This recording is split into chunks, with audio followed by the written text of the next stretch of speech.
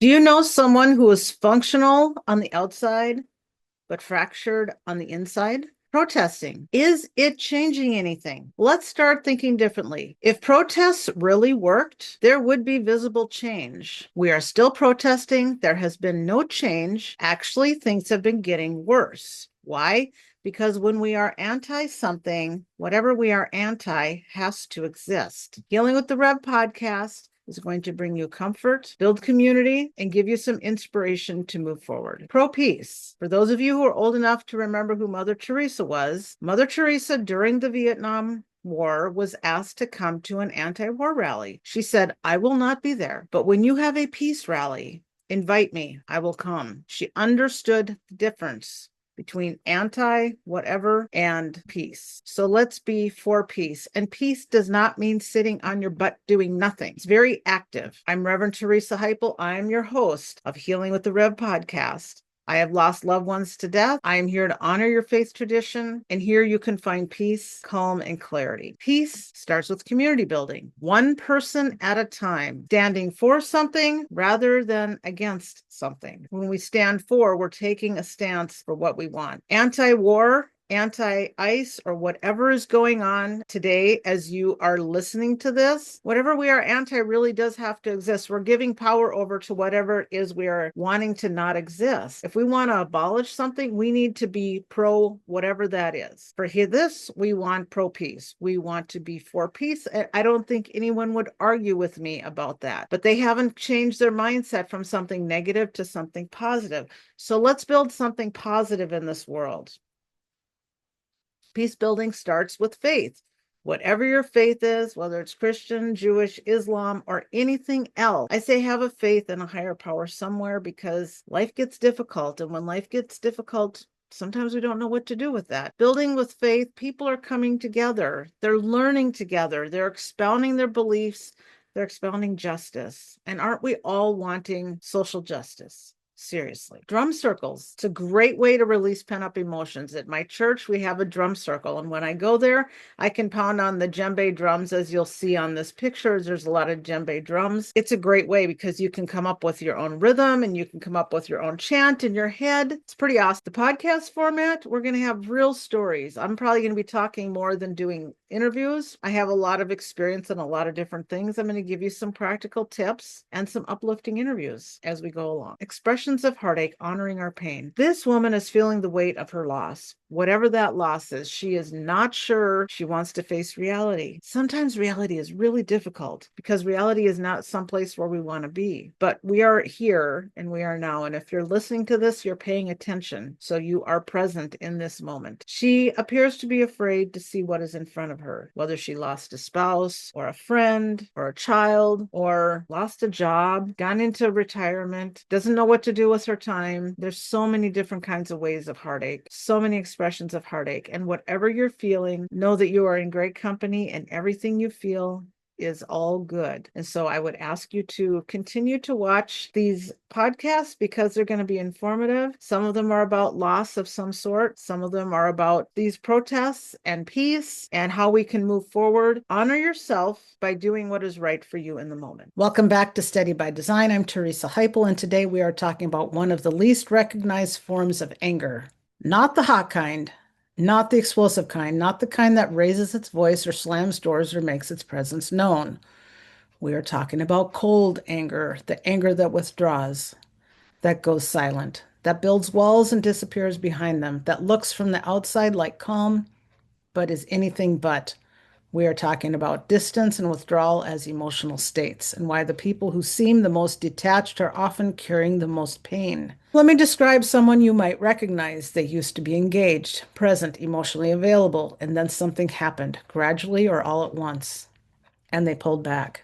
They stopped sharing, stopped initiating, stopped reacting the way they used to. They are still physically present, but something essential has vacated the premises.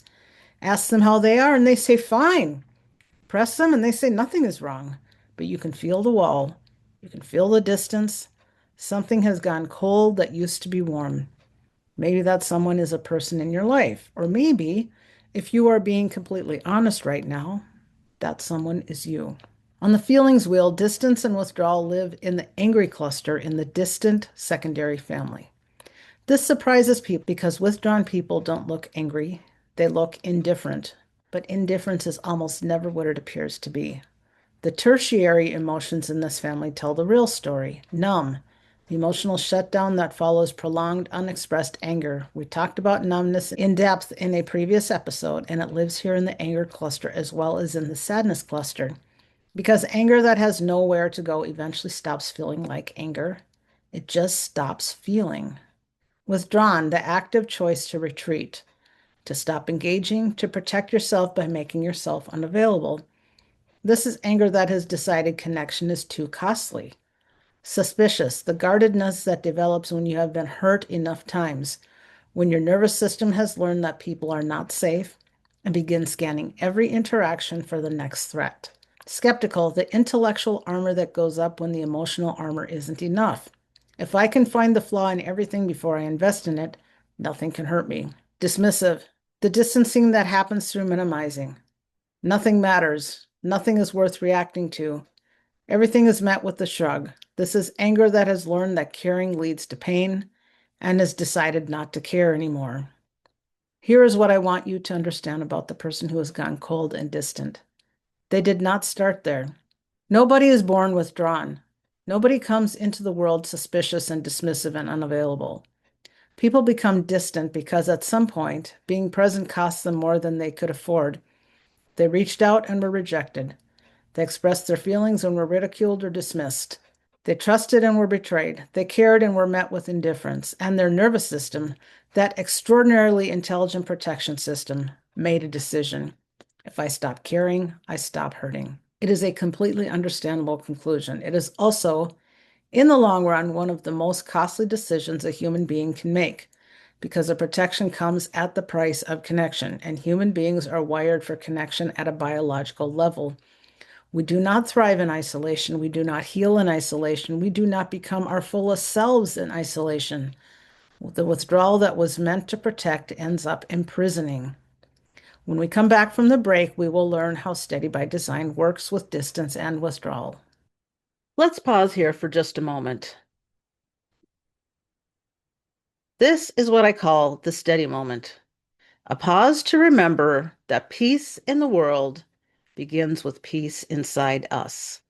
One thing I've learned from working with people over many years is that the world does not become peaceful through more reaction. It becomes peaceful through more steadiness. When your nervous system is regulated, your thinking becomes clearer, your decisions become wiser, and your presence alone begins to influence the people around you. That's the work I do through what I call Steady by Design. I help people regulate stress, restore clarity, and return to peace, both in their bodies and in their lives. Because when we become steady inside ourselves, we stop reacting to chaos and begin creating stability in the world around us. And that is where real peace begins. Book your discovery call using this QR code. Now, let's continue. Welcome back. As promised, here is how Steady by Design works with distance and withdrawal. Surface it. With withdrawn energy, the first challenge is simply getting honest about what is actually present. Because people who are withdrawn have usually become very good at telling themselves and everyone else that nothing is wrong. Surface it. With withdrawn energy, the first challenge is simply getting honest about what is actually present. Because people who are withdrawn have usually become very good at telling themselves and everyone else that nothing is wrong. The surface set phase gently invites you to look underneath the numbness and the distance and ask, what was I feeling just before I shut down? What was happening when the walls went up? Getting honest about the emotion that preceded the withdrawal is the entry point. Understand it. We explore the original wound because distance is always protecting something. Some hurt that felt too big to stay present with, some anger that felt too dangerous to express, some grief that felt too vast to survive. Understanding what the withdrawal is guarding gives you access to what actually needs to heal. Move through it. For withdrawn energy, the shamanic drumming I use is what I call the gradual awakening track. It starts almost inaudibly, barely a sound, and builds so slowly you almost don't notice it happening. This mirrors exactly what healing from withdrawal requires. You cannot force someone who has shut down to open up suddenly. You create the conditions. You make it safe. You wait. And gradually, in their own time, something begins to stir. Anchor it. We come back gently to the truth that connection is still possible, that the walls that went up to protect you do not have to be permanent, that you get to choose consciously, deliberately, from a place of wholeness, how much of yourself to offer and to whom. That is very different from the unconscious shutdown that withdrawal usually is. If you are someone who has been told you are cold, distant, hard to reach, emotionally unavailable, I want to offer you a different frame. You are not cold. You are careful.